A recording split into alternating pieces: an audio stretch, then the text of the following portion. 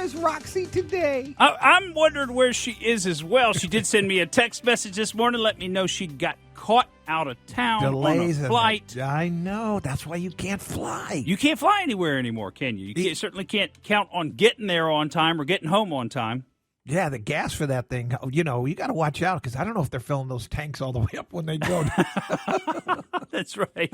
Well, you would think they're If probably they can not. find a pilot. But, like we used to not fill up and hold out hoping for the price to maybe come down in, a couple of days or something. Now, you wait a couple of days, you might be paying $1 more a gallon the way things are going around here. So you better fill up every time you hit a half a tank anymore, at least through the end of the summer, right? Until we get to that gas holiday. Remember that gas holiday we're counting on with the no gas taxes? October. We got to make it to October, Pat George. I don't know if my budget's going to make it.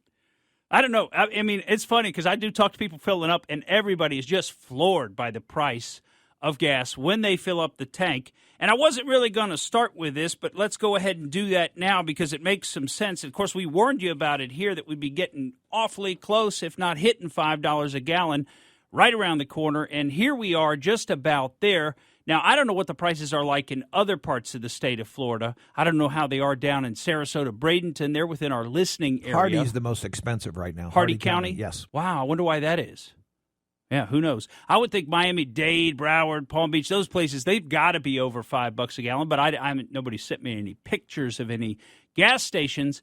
I have been getting pictures from people all around the state of Florida as they've traveled and looked at some of the prices in other places. Now, here in the Bay Area, it is just a hair under, as my little informal survey through the weekend has shown, it's just a hair under $5 a gallon at every station that I saw. I think I paid $4.94.9, which is $4.95 a gallon yesterday when I filled up. And so you got to imagine, we haven't even really gotten into the summer travel season yet. And they're telling us we're going to have continuing and ongoing supply chain issues. Refineries are getting shut down. Fires are being randomly started at refineries along with food processing plants and other places. All these supply chain interruptions that we're experiencing. I've never seen anything like it, Pat George. The number of incidents, the closeness in time, and it's all kind of hitting us at once. It is kind of a head scratcher.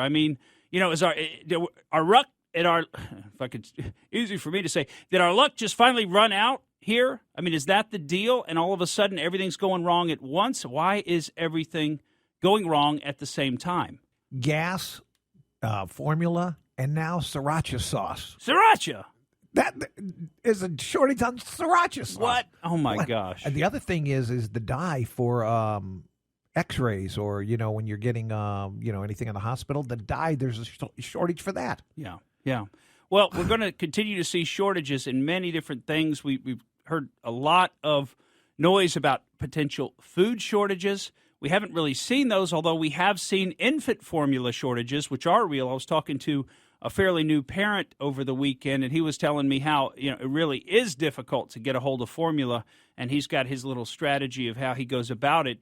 But basically, they're rationing formula now at the store. So, again, I'm not sure how we got ourselves into all of these supply chain problems at the exact same time and how everything kind of went wrong at once. Now, you want to hear the corporate media or the Democrats tell you it's all because of COVID. That's, because they can just blame anything on COVID.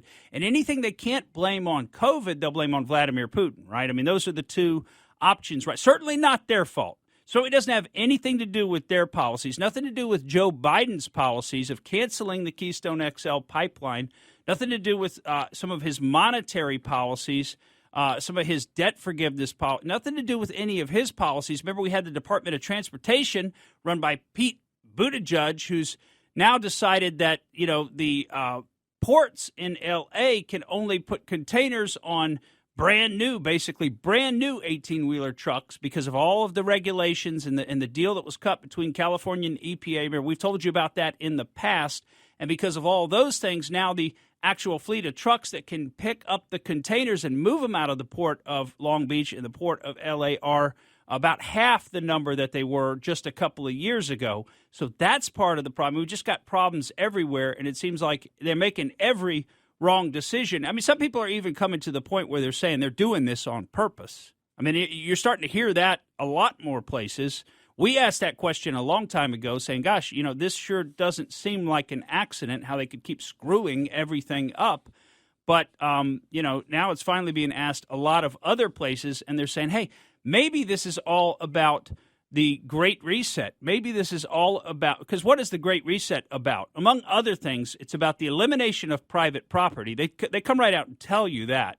Now, we did something on the Great Reset last week, and I noticed when I looked on our YouTube of that cut of the episode, when it went up, YouTube put a little disclaimer underneath it. So they're putting disclaimer. They do this on a lot of my content, obviously, because I am engaging folks in a lot of what the regime considers to be wrong think, and certainly wrong speak, and I'm telling you about it. In other words, I'm thinking things that you're not allowed to think. I'm wondering, I'm asking questions that you're just not allowed to ask.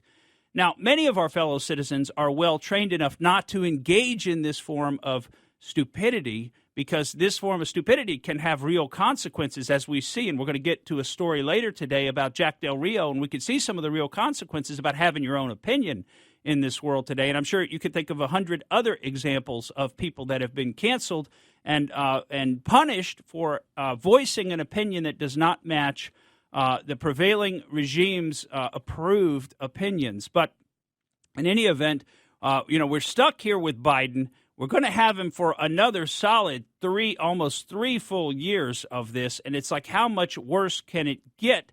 And yet, when we listen to him speak, and Pat George, you've got a little bit of this as your president. When we listen to Biden speak, we're not even sure he knows what he's talking about. All he can do is read a teleprompter, and frankly, not that well. So here's Biden on what he's doing to cut down on some of these economic woes. It will bring down prices. But there's more. There's more than one way to solve this problem. We're continuing working to bring down food prices and gas prices and save families' money by dealing with other items. Okay, so he's trying to save the family's mother. That's what he's doing now. He's trying to bring down the food prices and the gas prices. And by the way, if he's trying, how's that working out for you, Joe?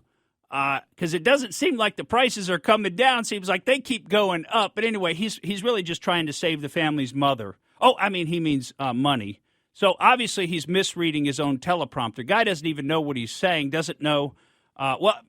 I'm concerned that he actually does know what he's doing and that he's doing this on purpose. But, of course, we know, as Elon Musk told us in a tweet not too long ago, Biden is not in charge of this country. The person who's running this country is the person who's in charge of Biden's teleprompter.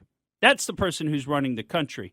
But that's your president, folks. That's who we've got. And now gas prices are officially nationwide just a hair over $5 a gallon. This is as of Saturday from AAA, the American Automobile Association, that famous club where you can get a tow if you have their card when your car breaks down.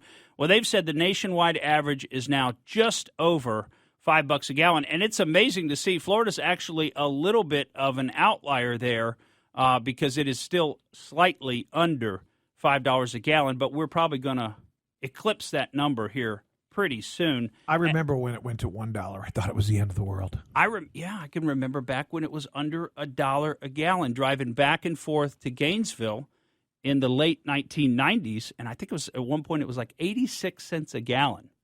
And of course, people much more experienced. I mean, you could probably think back. I remember hearing about it being, a quarter a gallon. I remember seeing it as 39 cents on a marquee as I walked down Armenia when I was about 12 years old. So, folks, the important thing, I think, to remember about this, now it's not completely and solely driven by inflation, but the important thing to remember is as these prices are rising, you need to understand it's not that the prices are rising just in and of themselves. It's not that prices just naturally go up over time because, hey, things just get more expensive. It's nothing like that. This is solely and completely because they're destroying the purchasing power of the dollars, both the dollars that you already have in your pocket or in your bank account and those dollars that you're being paid week in and week out. And as the value of those dollars goes down marginally, and it's happening every single day, the value is going down, well, naturally, the price, which is denominated in those dollars, has to go up. So it really isn't that prices are rising, although that's what you're experiencing. The truth is that the purchasing power of the dollar is being destroyed, and it's happening right before our very eyes, folks. And this is a very serious situation for us over the long term. Thank you for listening to the Morgan Streetman Show. We hope you enjoyed what you heard, and if you did, please click like and subscribe to help us out. And remember that we recommend that you exercise your brain at least once a week.